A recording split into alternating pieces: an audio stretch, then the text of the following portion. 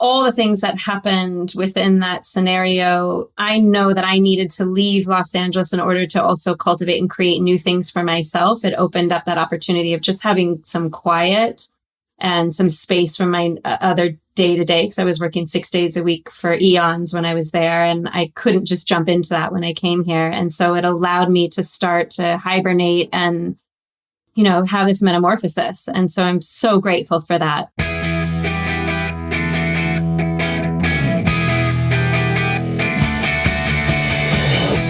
You're listening to the MILF Podcast. This is the show where we talk about motherhood and sexuality with amazing women with fascinating stories to share on the joys of being a MILF. Now here's your host, the MILFiest MILF I know, Jennifer Tracy. Hey guys, welcome back to the show. This is MILF Podcast, the show where we talk about motherhood, sexuality, entrepreneurship. Happy July. It is July 4th today. Happy Independence, guys. Those of you that are listening in the US. And happy July 4th to everyone else. My dogs are going to be freaking out shortly because they get really freaked out by the fireworks, which isn't that bad where I live, but it's just, there's a lot of big firework shows near my house because I'm in the middle of West Hollywood. But it's summer. I'm really been enjoying the summer vibe of just like slowing down a little bit, which is hard for me, but I have been doing it. I've been forcing myself. And it feels good. It feels really good. And my son helps me do that because he definitely is in that I'm not in school kind of vibe. Like I can, everything's a little bit looser and it's really nice, that's lighter, longer. And so I'm leaning into that. Let's see. So this month's give is I've worked with them before. So I'm going back to Every Mother Counts again. July's give. Sorry, I have a little frog in my throat. I'm going to take a sip of water. Yep, and I'm going to leave that in the intro because that's real life. Hydrate thyself. Every Mother Counts is an exceptional organization. I'm so impressed with everything they've been able to accomplish. They just did this thing in 2018 with the White Ribbon Alliance to conduct the largest survey ever with women's opinion on their sexual and reproductive health needs. They wanted to discover what quality healthcare means to 1 million women and girls around the world. And then they created a detailed advocacy agenda. That was a Freudian slip. Agenda to realize those demands. So anyway, you can read more about it on their website. There's a link to their website on my website.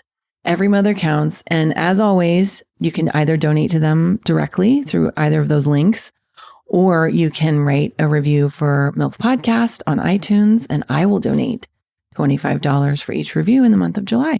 Our live show, you guys, is 3 weeks from yesterday. I'm kind of freaking out. With excitement. I'm a little bit nervous. I haven't been on a stage in a little bit. But it's like home, so it'll be just fine. No, I'm kidding. Anyway, it's going to be an epic show. Please get your tickets. There's a few spaces left. There's a link I think there's actually a pop-up on my website, milfpodcast.com. If you go there, you can just buy the tickets right away on any of your devices, your phone, your tablet, your computer, or you can go to dynastytypewriter.com and buy them there. And today's guest is the lovely Tiffany Chambers. Tiffany came to me through our dance community, and I'm so glad that we connected because our talk was just epic. And I have so much respect for her as a mom and as a movement therapist. Like what she does is really profound. So she has all of this experience, like a wide range of experience and certifications. And she really understands the body on a physical level, a cellular level, a spiritual level. And it's amazing how she integrates all of those things into what she does now and also into being a mother and mothering her children, which you'll hear a lot about in our conversation. So thanks so much for listening, guys. And I just want to take a moment to thank each and every one of you.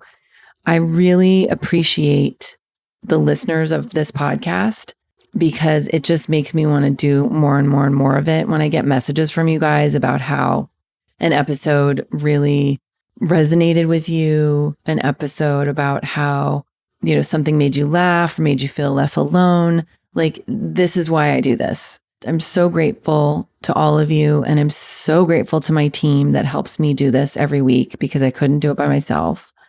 And I'm just super stoked that I get to keep doing this because it's really fun. It's really, really fun. Please enjoy my conversation with Tiffany Chambers. Thanks so much for listening. Hi, Tiffany. Hi. Thanks so much for being on the show. Thank you.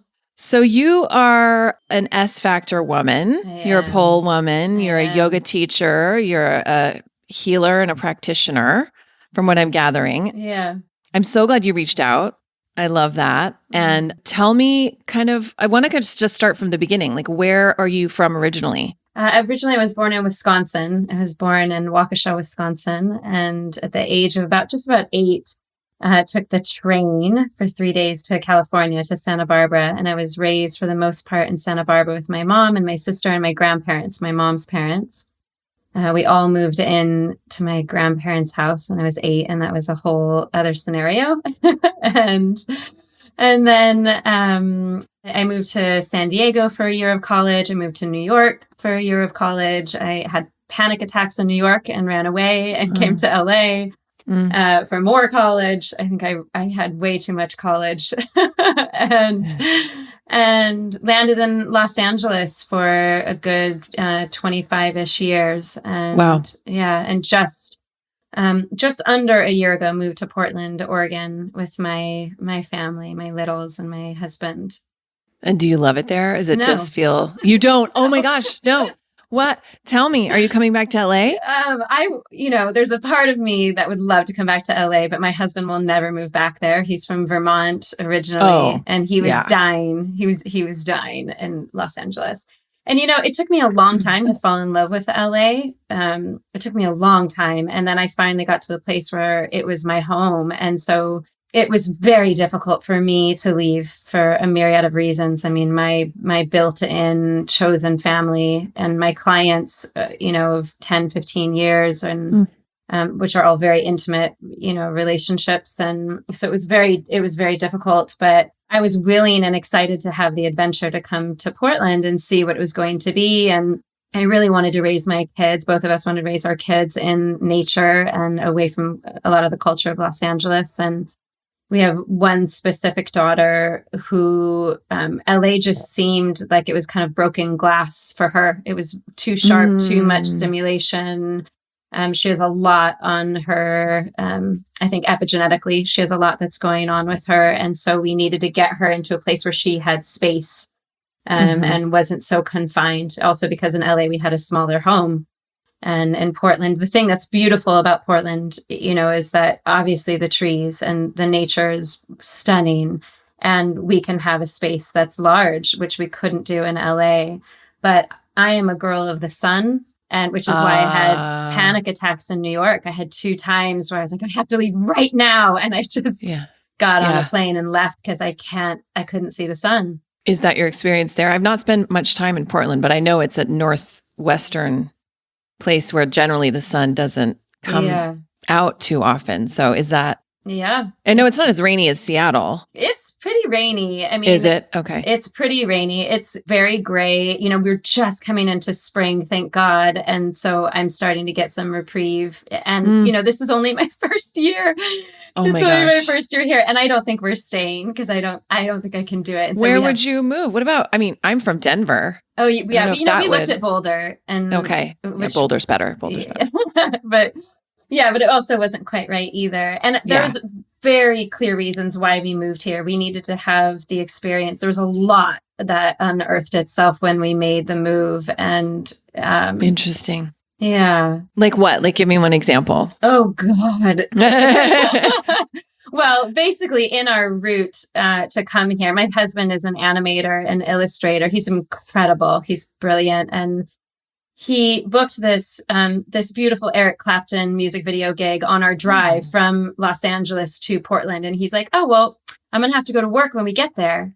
So we got here and I was immediately a single parent moving into this house by myself. And not only that, but he was doing stop motion animation. So the set was being built at our house, So before we wow. were moved in, I had 5 people in my living room. I didn't have a couch. I didn't have anything for like 5 months. And I just have all these people around, and everyone's in the space every time, they're in my garage all night, all hours of the night, all of that. Like, it was just madness when we first moved in.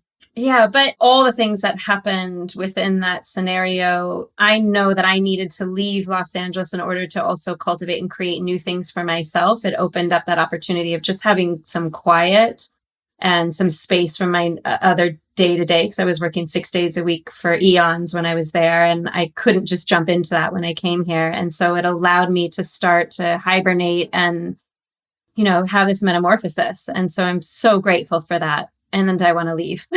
I want to go. You're like, and check, got the metamorphosis. We're out. And out. Yeah. T-Dog is out. Yeah.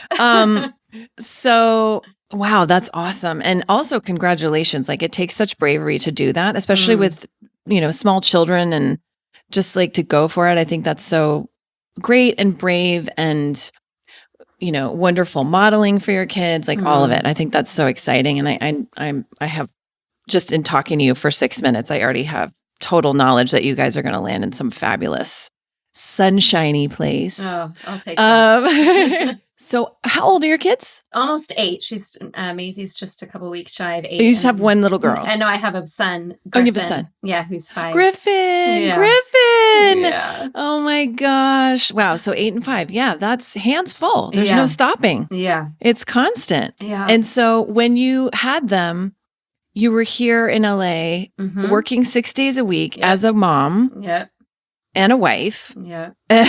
What was that like? And what were you doing at the time? I'm a movement therapist, which puts a big question mark over what does that really mean. I work with emotional and physical trauma in the body by modes of many different ways. So I was a body worker for 15 years and a yoga teacher for 15, 20 years, and became a yoga therapist and erotic movement dancer. And so I work with connective tissue, fascial adhesions, and through physical therapy, joint mobility work, and ball therapy, and the erotic movement. Kind of depends on who's in front of me. But I've been doing all of that.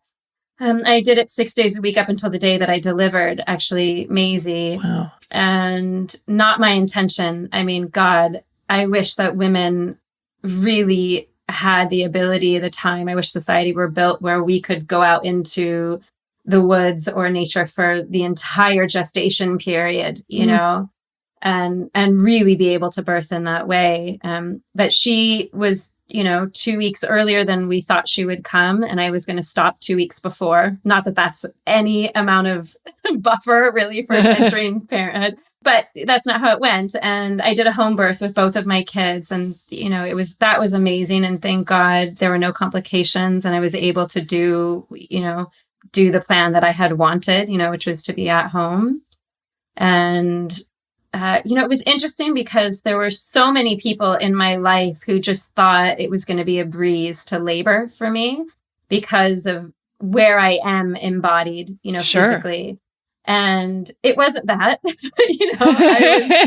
it hurt like hell. And I don't know how so many women tell me that they've forgotten the pain. Like, I've never forgotten the pain of what it was to labor. It was so incredibly mind-boggling to me. And it's so layered, of course, too, because it is confronting everything that you have ever gone in your life in that moment, and wait. We got to go into that. That's juicy. So what does that mean? Well, I think the sea of women that we come from, whatever lineage I come from, my relationship with my mother, which has not been a very difficult relationship, and that is a lineage that runs in my family, a very kind of painful mother-daughter relationships. And the act of birthing, and knowing that also in that moment that I was birthing a daughter, I was terrified that I was going to recreate the same scenario.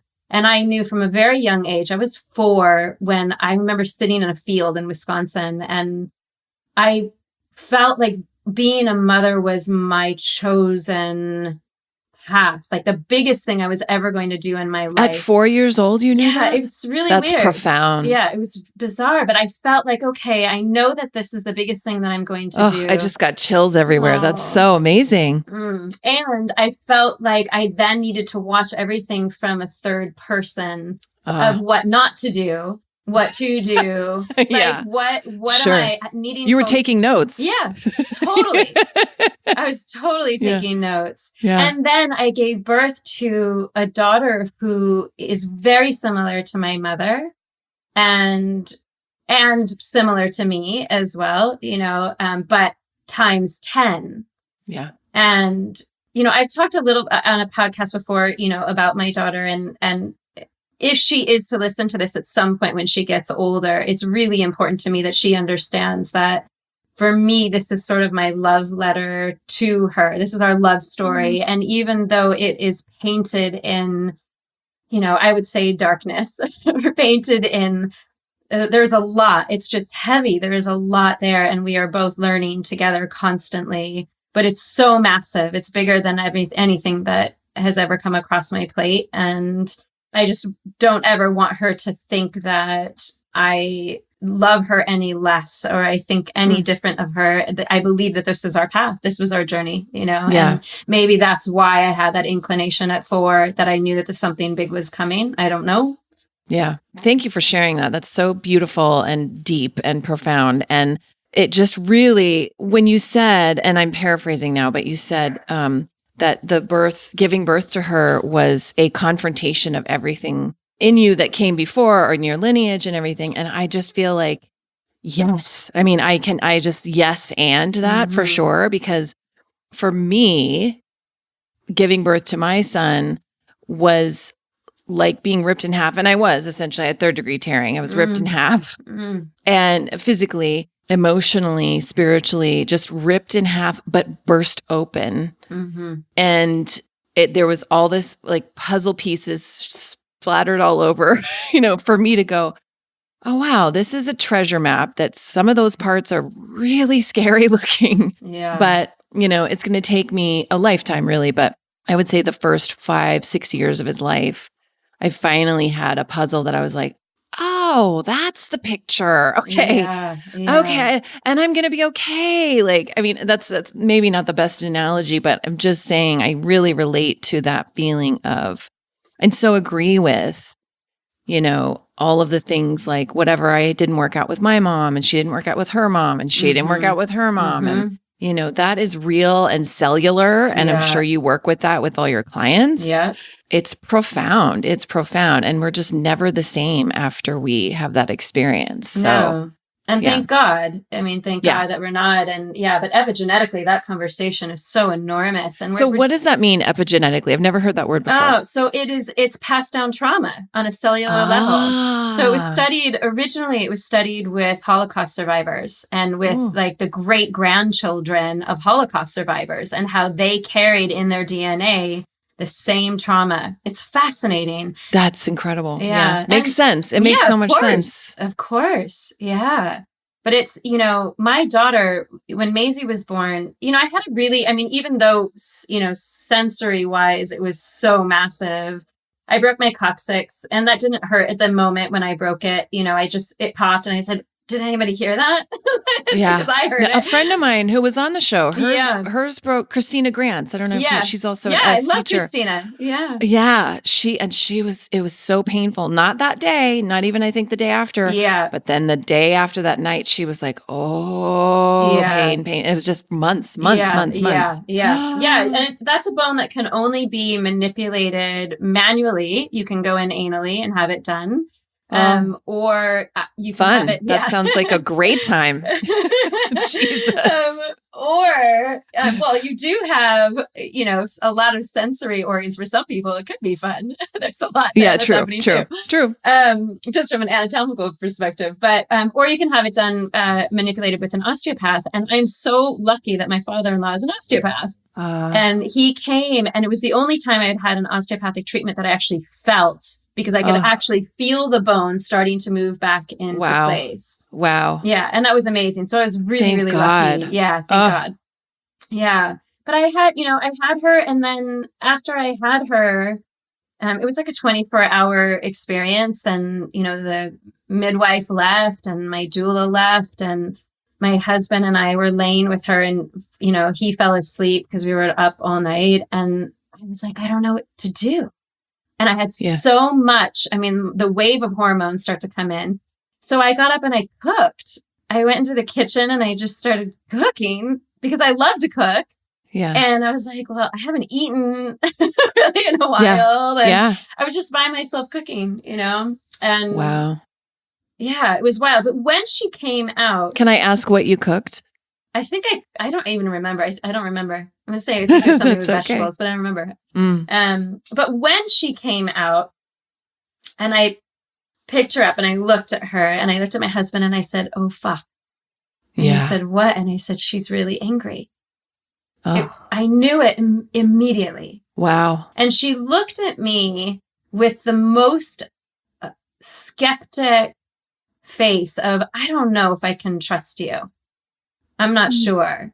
And from, that is absolutely who she is. 100%. That is who she is. And so much of our journey has been about learning how to create a space that she feels safe in within this container and that she feels that she can trust us. And it has taken, I think we're just starting to create that space for her. It has taken so long. And she's like half of a foot in of thinking, okay, I'm safe. So you're cooking your daughter that she's just now, you feel like she's turning a corner on trust. Yeah. That she feels that she's being heard. It's so very difficult because when you're so little, so she used to tantrum every single day for an hour. My son did too. After his second nap. Really? He'd wake up and I just would be like, I remember I did rye. I don't know if you know rye. Yes. Yeah. Okay. And for listeners, that's RIE stands for Resources for Infant Educators, and I'll put a link to it in the show notes. But it's funny, I haven't really talked about it that much in the show. I guess because he's older now. But anyway, my RIE teacher, Wendy, I'd call her and just be like, and she said, just tell him he's safe, keep his body safe from hitting his head or anything, and just say, it's okay to feel your feelings. I love you. And I would do that for an hour after he woke up from every single afternoon nap. Yeah. And it was just part of his process, man. I don't know. But now talking to you, I'm like, his body must have been releasing old, what's it called? Epigenetic trauma. Trauma.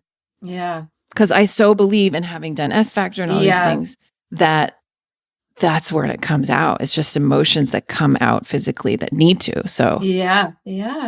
So she would do that too. Oh yeah, and it went on and on and on. For years. So it was, his was 3 years too. His was 3 years. Yeah. Yeah. So Maisie started when she was about 2 is when she started tantruming to that degree every day for an hour. And then sometimes it was twice a day. And then around 4, it became like every other day. And then it became, every couple of days. And then it was kind of every week. Yeah. But still very there. And she also, every single day. That's fun to parent with. Yeah. That's awesome. Yeah. And it's not the like. I have my son is like that too. Yeah. Yeah. It's not like, he's just like, no, I'm not. I'm not going to do that, Mom. It's my body. And it's partly because I did the RIE and it empowered him so much that he's like, no, you're not hearing me. Like, I'm like, oh my God, are you 9 or are you 29? Yeah. So sorry, I keep interrupting you. Just because no. I'm relating to what you're saying. I'm thrilled to have somebody who relates to it. So I'm sorry. So she's willful. She is beyond willful. She's outside of all of the boxes, outside of all, we've been to therapists, we've tried to see if there was a diagnosis, like we've done all different kinds of things. And it is every step of the way all day long. It's like when you have to brush your teeth, when you have to get ready for school, when you have to, like, it doesn't matter what it is. If we said, let's go to Disneyland. Exhausting. Yeah. If we said, let's go to Disneyland, she'd be like, I don't want to go to Disneyland. I want to do, blah, blah, blah. Yeah. So it's a struggle But I do think those things, the way I've had to look at it with my kid, because he can really be like that. He's gotten a little softer now. Mm-hmm. I don't know if it's because he's almost 10 but it was so hard for me, like when the therapist we had an amazing therapist for him. in 3rd grade when he was having the panic attacks. She was like, try a star chart. And I was like, Allison, I love you. A star chart when he's losing his mind? Not an option. Yeah. Not an option. It's like a star chart. He's like, fuck off. I don't want a fucking star. Fuck you. I'm not going to do what you're asking me to do. And it's just, but I'm hoping that what that means for him and also for your daughter is that he has such a strong sense of self. Yes. That when he's faced with choices as a teenager and a young adult and an adult, he can go to his body and go, I'm not going to do that, whatever.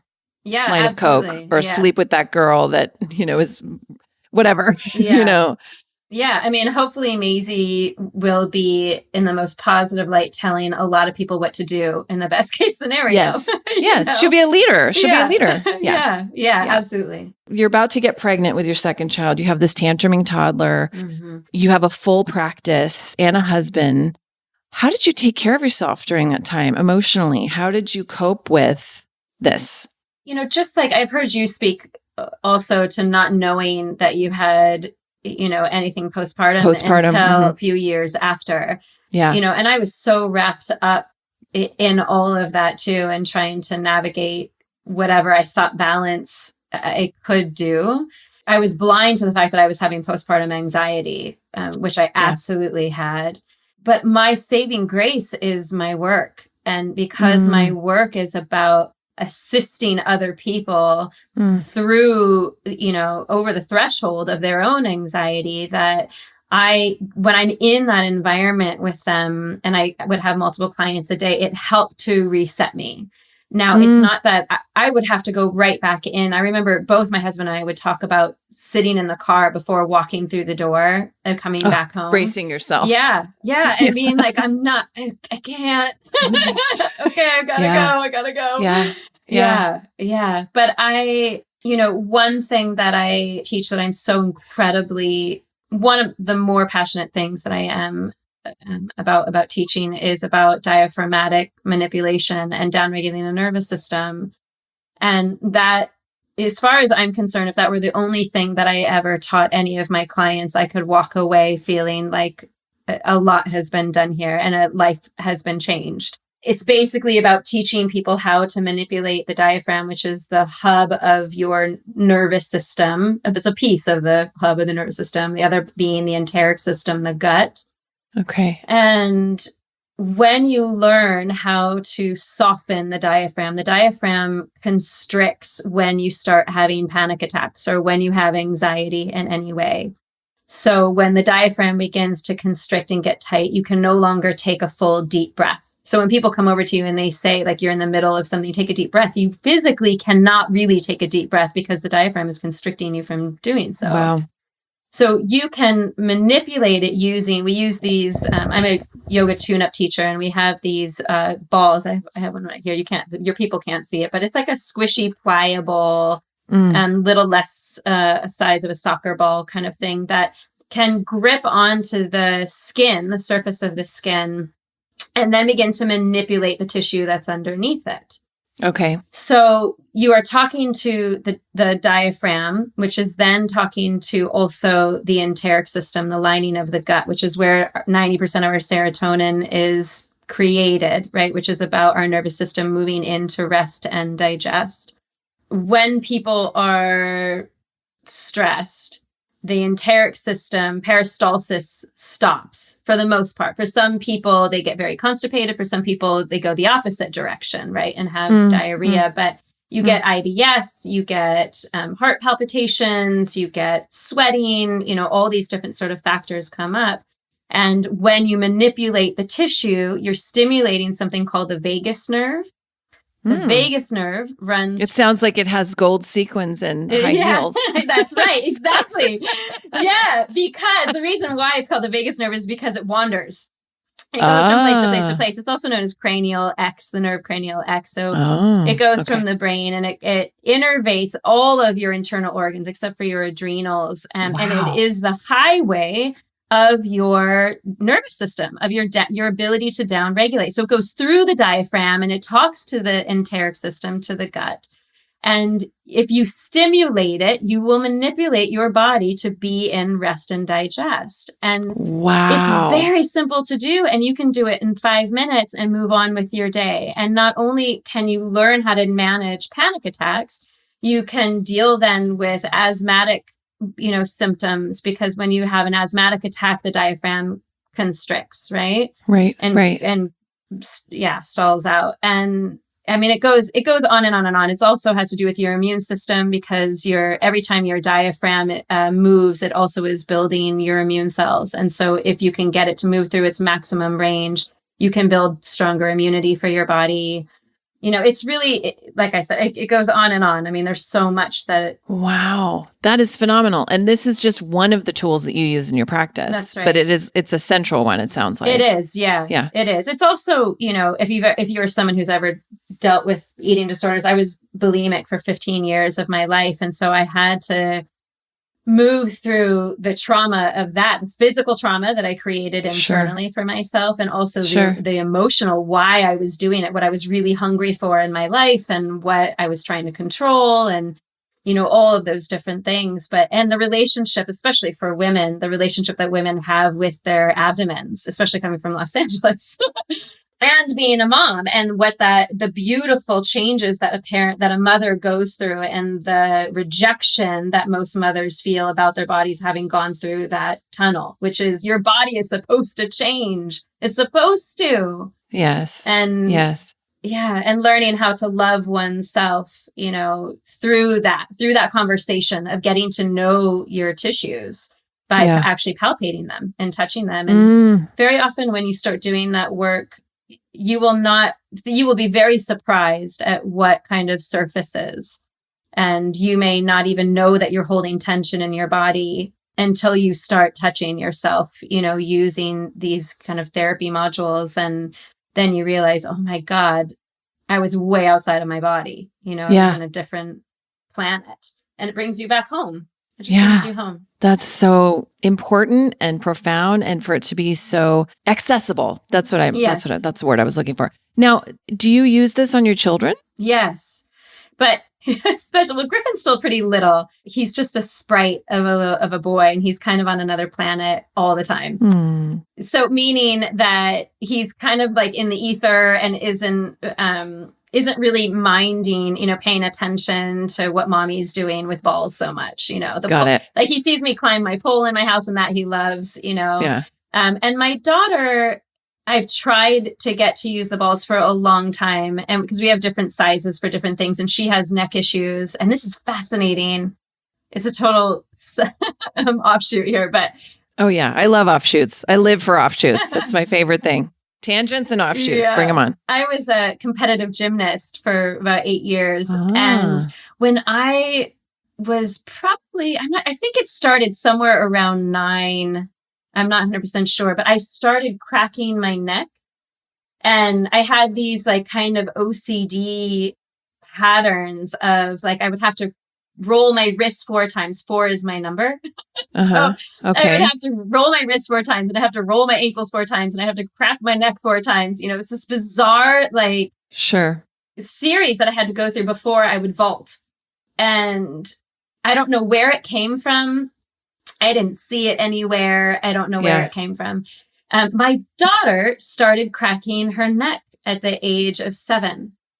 And the way that I did, and I was blown away. Now, we have something called mirror neurons, where that is why you see children mimic the gait of their parent, like how they walk. And you will see like, wow, they walk just the same. It's not necessarily just because they have the same bone structure. It's because we have neurons that say, oh, this is the way to move. And this is the person that you see the most, right?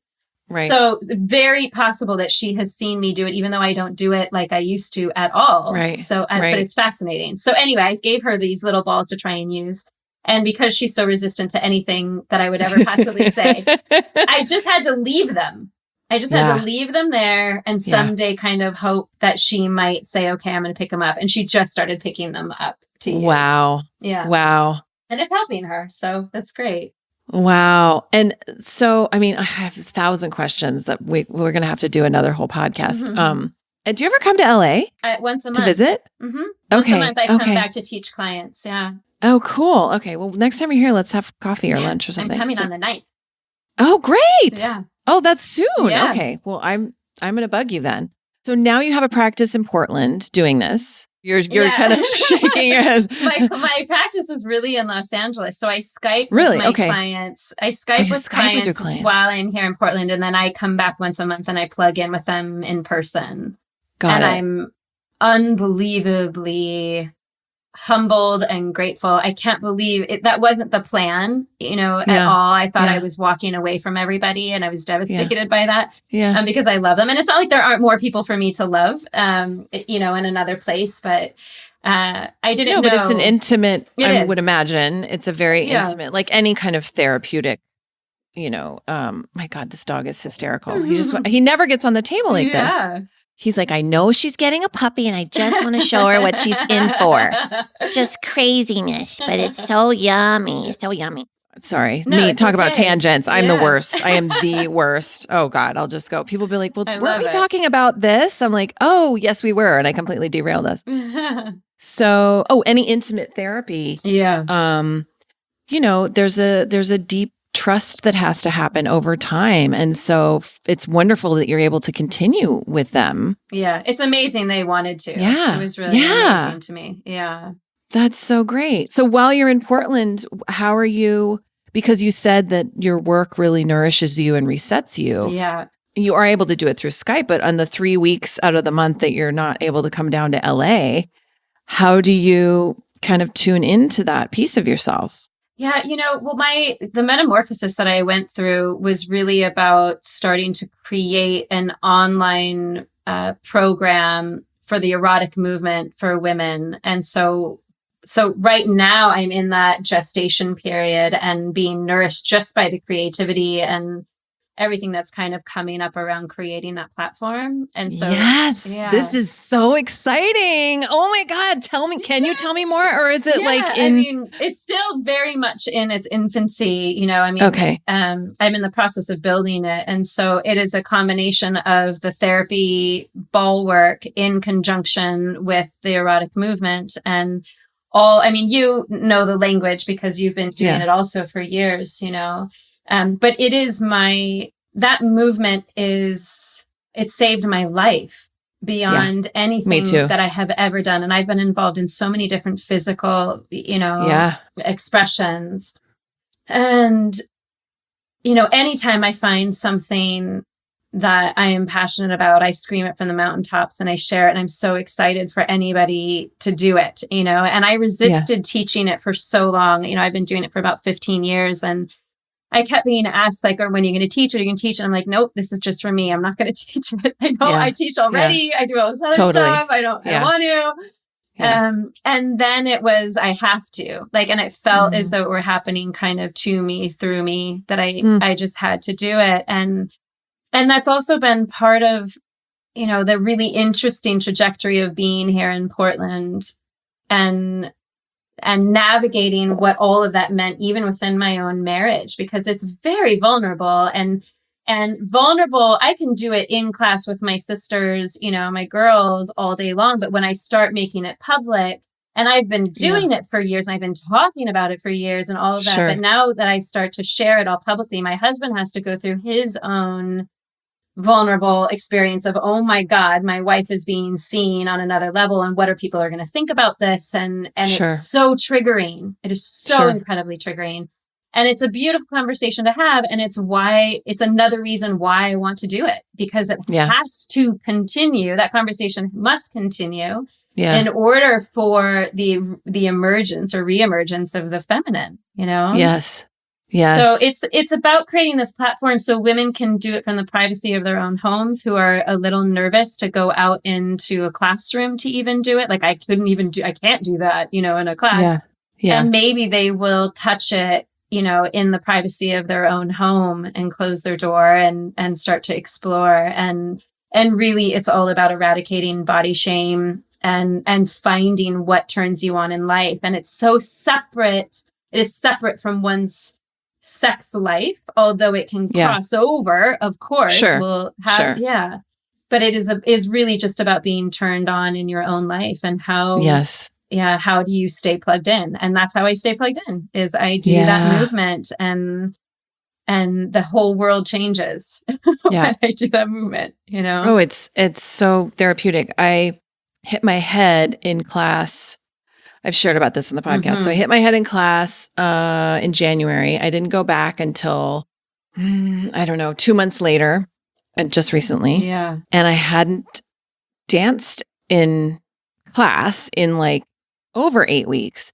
And it was so, first of all, I mean, like my sisters in the classroom, like did a campfire, which in the classroom, for the listeners, that means we sit in a circle around the pole and give the dancer space, but it's a way to support and witness the person dancing and moving through this movement. And I just felt so vulnerable doing that for the first time in 8 weeks after this massive head injury, and everything that followed emotionally for me after my friend's death. And I felt like I didn't know how I was going to feel at the end of it. I was like, I might burst into tears. I don't know. I'm prepared for whatever, because I've been doing this luckily long enough. I don't know what my body is going to express. And I felt powerful. I felt supported. I felt seen. I felt strong. I felt energized. And I mean, I just left there feeling like $1 million. It was so good. And then a couple days later, I went through something hard. I went through a little bit of a heartbreak. And I remember calling Mercedes, who's my teacher. And she said, babe, I want you to put on a playlist of like 3 songs tonight. And I want you to just move through this emotion. And I hadn't done the movement in my home in a really long time. I just don't take the time to do that for whatever reason. Yeah.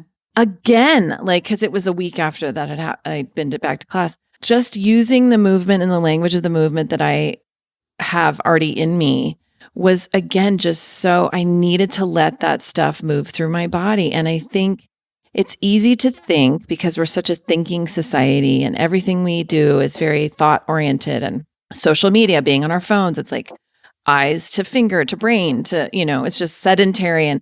But there is magic that happens when we move this stuff, move these emotions through and out of our bodies. Just as for me in my work, when you put pen to paper, or when you start creating words and stories, yours or, they're all yours, but like magic happens. Yeah. It's just magical. And it's all expression. Anyway, now I'm going off on a massive tangent, but yeah, I love that. And I love that you have a pole in your house. Oh, yeah. Now, is there a studio up there that you can go to and have a community, or? No, there's one, I don't know if you know who Brenda Munson is. That sounds familiar. She's in the San Francisco S-Factor group, and she doesn't have poles, but she has a space. She teaches something also called liquid motion. That's here. And she just started doing that. But there really isn't, you can speak to the fact that, S-Factor in particular is very special in the community that exists there. And so when you very often, my experience of going to many other pole places is that it's all performance based.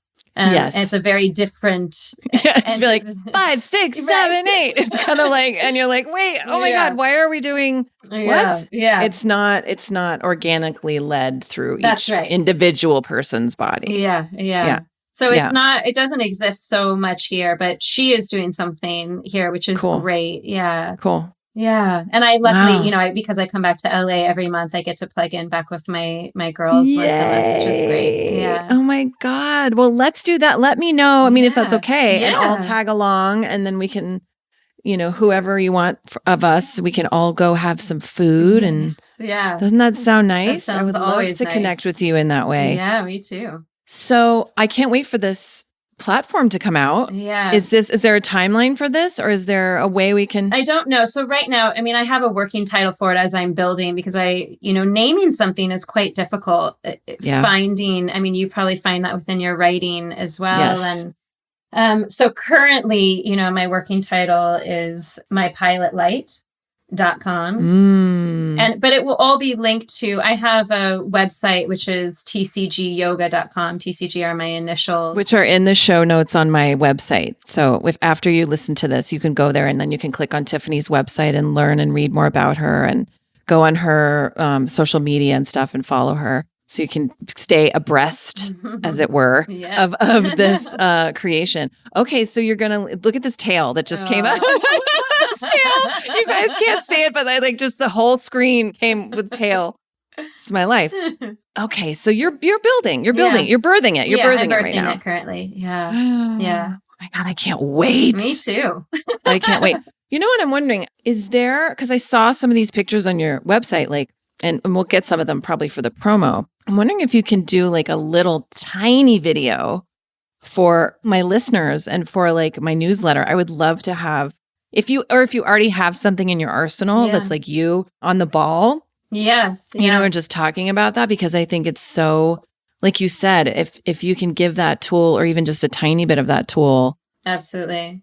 Yeah. Yeah. And the website, that I'm building will have, it has little different increments. So you can find a ball video that's 5 minutes or one that's 10 minutes that will target specific areas of the body. And then you take that once you've talked to that tissue and freed it, especially as somebody who is working with poles, right? If you are actually a pole dancer. Or anything. I mean, I use weights and things like that too. I love HIIT training and use my body in various ways. But anytime you are overusing tissues, you want to work with the connective tissue to release it so you can have full range of motion and release any repetitive stress. And then when you do the dancing portions, you have much more freedom in your body's ability to be able to express itself, right? You can reach, keep reaching kind of beyond. So they work hand in hand. But yeah, absolutely. I would love to give you a little snippet to offer. Yeah, let's do that. Yeah. I think my people listening would love that, and just to try it. And like you said, it makes so much sense to do that in the privacy of your own home without, fear of, it's so funny. I've had many friends come with me. They want to come. I want to do the pole dance. And then they get there and they're like, oh, fuck. Oh my God, this is so scary. Oh my God, oh my God. And no matter how much I reassure them, look, every woman in there is just like you. We're all just women. Yeah. You're not going into a strip club. Yeah. You're not going into a studio with mirrors and bright lights. Nobody's going to be evaluating your body fat index. This is all about just closing your eyes and going inward. And, but there's a lot of fear around it because it is very intimate and vulnerable. Yeah. So I love that you're doing this, and I will support you in every way possible. I think it's awesome. Awesome. I fell in love with women in a whole nother way when I started S Factor, because it's a sea of women, all shapes, all sizes, all different backgrounds. And when you become a witness to all these women who you think when they're moving, they are unbelievably confident, right? And then you find out later after having conversations with them that they were terrified, every time or whatever it is. But I remember just thinking how could any woman not think that she was stunning? How can any woman walk around this world and think that she is not this unbelievable creature? I know. And it's because we've been taught to look at ourselves through the mirror of magazine covers and messaging and ads and billboards. And it's untraining that it takes a lot of time and willingness and continuity, but I think also we're doing it with our kids. So hopefully we're changing that, for the future. And I've said this on the podcast before, but there's this billboard in LA. It's always changing, but there's a billboard advertisement for Wet Republic in Vegas, the Vegas nerve, to bring it back to Vegas, sequins and heels. And it's always got 30 gorgeous young women in bikinis with beautiful, perfect tan bodies and perfect. And then there's one guy in the background with sunglasses and a t-shirt on. And I'm like, okay, that's weird, first of all. And then there was one recently where the girls were in a tank, like an army tank. And the army tank was spraying champagne out of it. And they were holding champagne, and the dude was just standing there with his. And my son he said, "What is that about? What is that ad for?" And I said, "Oh, it's a hotel." Blah, blah, blah. And he goes, "Why are the girls in a tank, and why are they wearing bikinis? If they were, because he's obsessed with World War II and history, he's a history buff. He's like, that doesn't make sense. If they were in the army, they wouldn't be." And I was like, I know. And then so that had a whole other conversation about that's beautiful. Sexualization, and objectification. And he goes, that's stupid. They should be swimming in a pool with their swimsuit. He couldn't, and he's 9, So he's starting to hear and see and experience more of that. But from his point of view, it was just so absurd. And it's like, it is absurd. It is absurd. Yeah. Like you said, as women birthing babies, our bodies are going to go through massive changes internally, externally, spiritually, metaphysically, all these things. And yet we expect, it's like, oh, look, I dropped the baby weight. Like I had this thing. Now I'm going on a rant, but I'm going to finish. This is my last thought. I was asking a bunch of questions on my Instagram poll. I do that occasionally. And it was like, what are you struggling with right now? And I can't even tell you how many women responded. This breaks my heart. New moms, brand new moms, new to motherhood, trying to balance milk production and losing all my baby weight at the same time. And I wanted to cry because I just wanted to wrap my arms around them and say, honey, someone told you a lie. That is, you don't have to lose anything. You just, you receive the bounty of this beautiful thing that you created and that you are. Yeah. But we've been taught this lie of like, oh, you're fat. You got to, lose the weight and you won't be sexy again. And it's just like maddening. And that's part of why I chose the acronym MILF for the podcast. Cause it's like, fuck you guys. Yeah.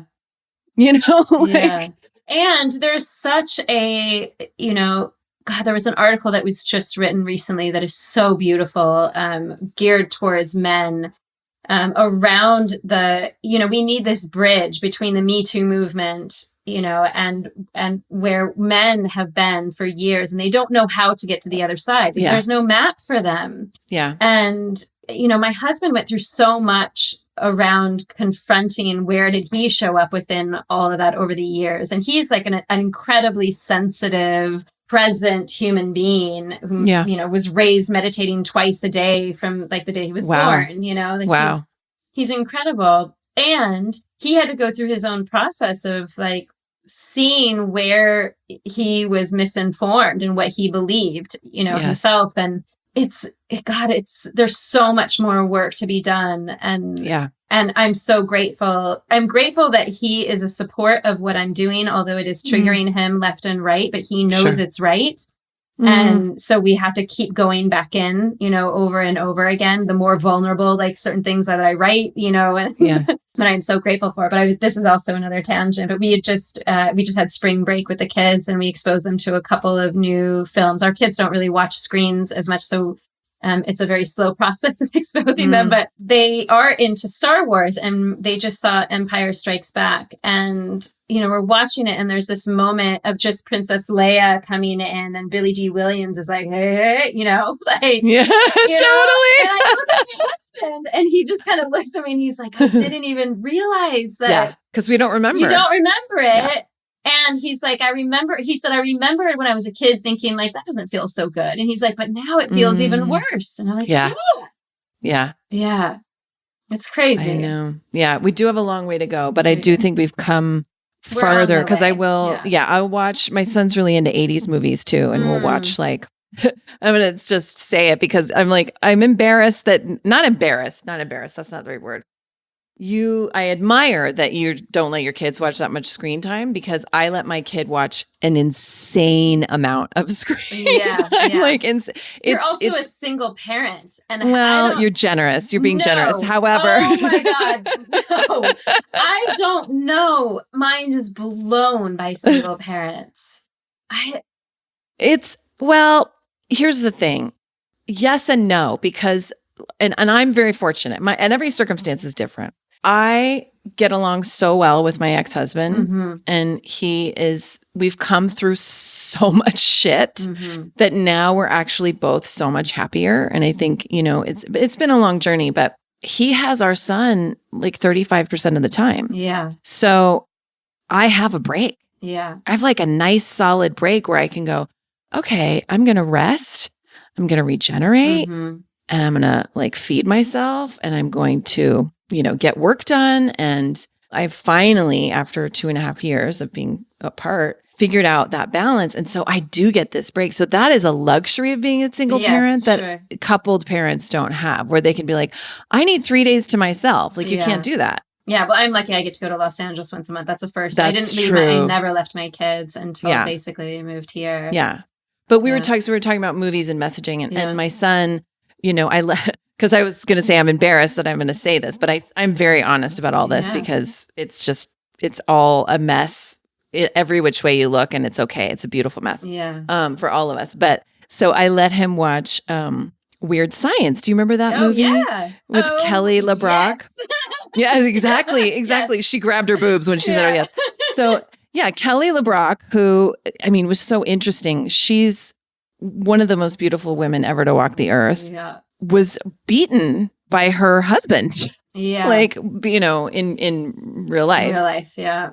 Anyway, that's an aside, but that movie is, I mean, it's about teenagers, so it's understandable that it's about, but it is every reference is a sexual reference. Every reference is a reference to sexualizing a woman or not about sexualizing a man or a boy. It's totally about hot girls this, hot girls that, her boobs, her tits, her, and the young girls feel so insecure. Even the two girls that are the hero girls that they want to have as girlfriends, they're very deeply insecure about how they look and how they, and they're going out with these jerky boys at first. And they look at Kelly LeBrock and they're like, I'll never be that beautiful. And it's just like, wow, like I didn't even know I was getting all that messaging. Yeah, yeah.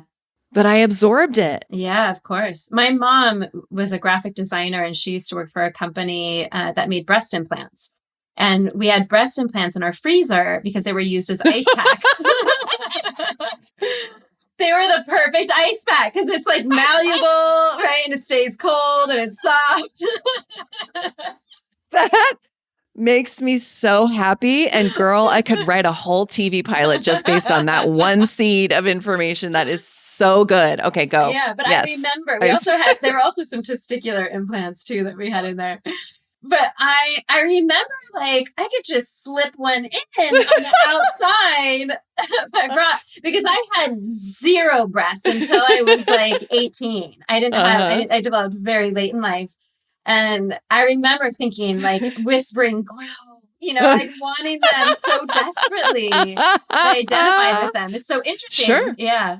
Yeah. Well, especially in the 80s. Well, you're younger than I am, but no, I'm not. I'm but 43. In the 80s, okay, we're the same exact age.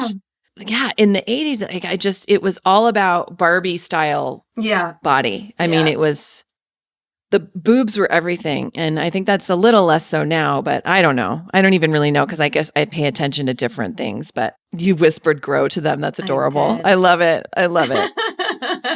All right. So Tiffany, we have come to the portion of the interview where I ask you 3 questions that I ask every guest, and then we go into a lightning round. Are you ready? I'm ready. Okay. What do you think about, Tiffany, when you hear the word MILF? I think 2 things. I think about myself because my husband says it all the time to me.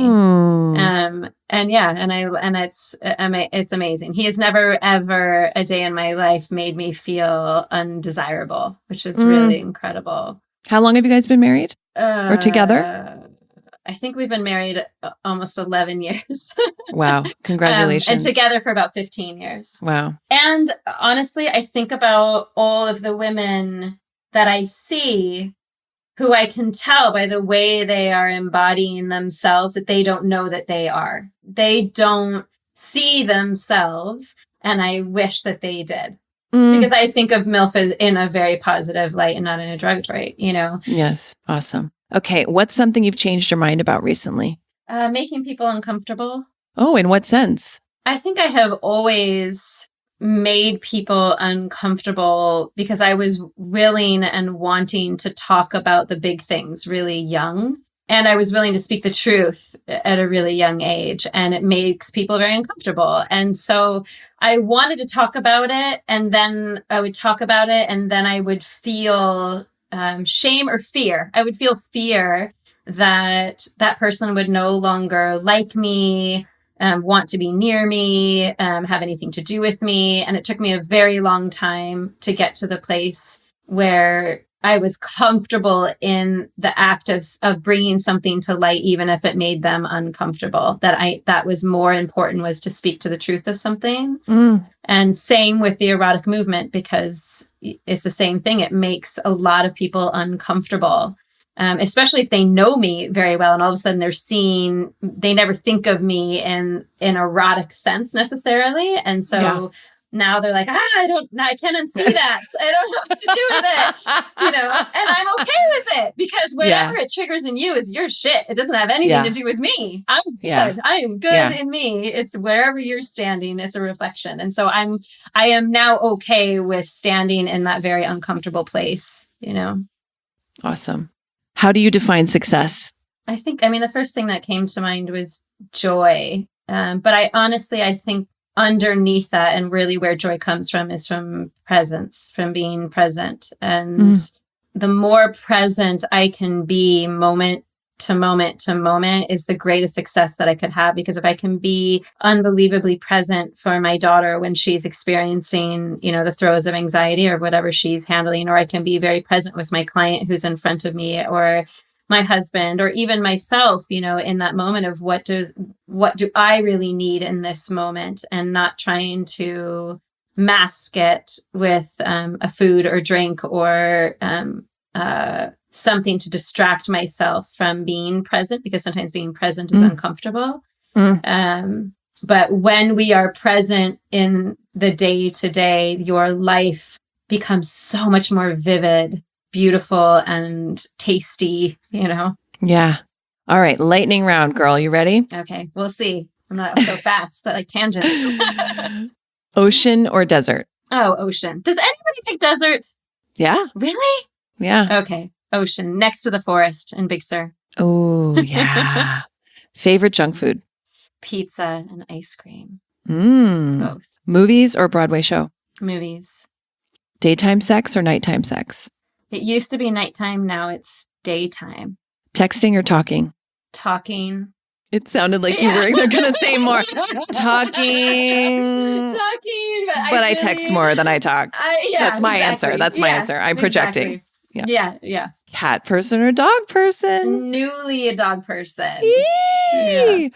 Have you ever worn a unitard? Yes, and it was a problem.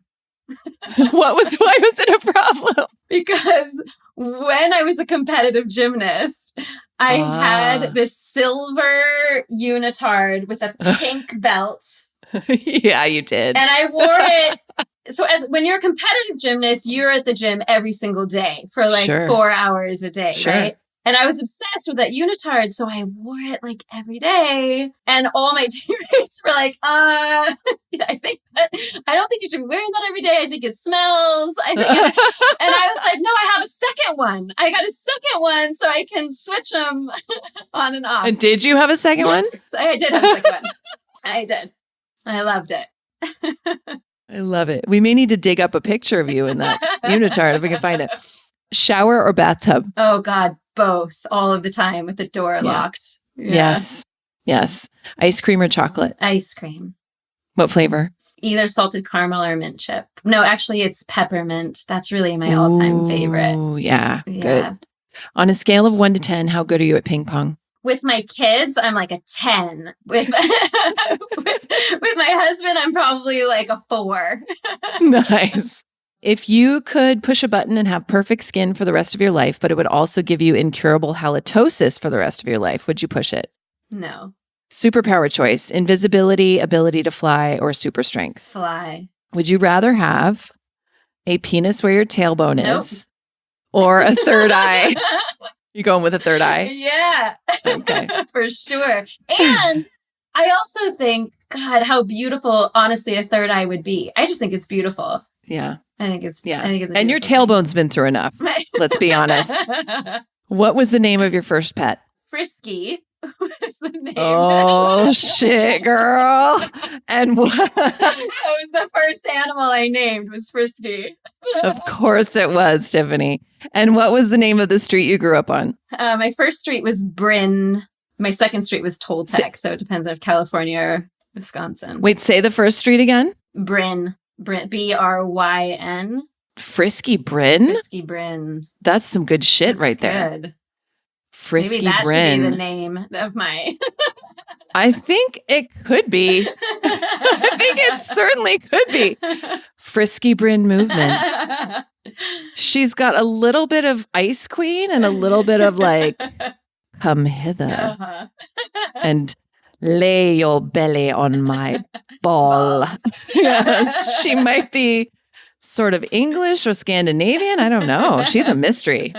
Tiffany, you are such a joy. Thank you so much for coming on the show. Oh, thank you so much. I just want to presence too that the space that you hold for personal chaos is so beautiful. I don't know if that translates, but the overarching acceptance for where everybody stands, whatever mess they are in the midst of, to be able to hold a home for that is so unbelievably beautiful, to remind everybody that it's all okay and it's all messy for all of us, Yeah. I'm so grateful for that. So thank you so much. Thank you. It's my pleasure. It's my pleasure. And I can't wait to see you when you come to LA. Yay! Hey guys, thanks so much for listening. I really hope you enjoyed my conversation with Tiffany. Next week, join me as I welcome entrepreneur and founder of Petal Beverages, Candace Crane, to the show. Have a great week, guys. I love you. Keep going.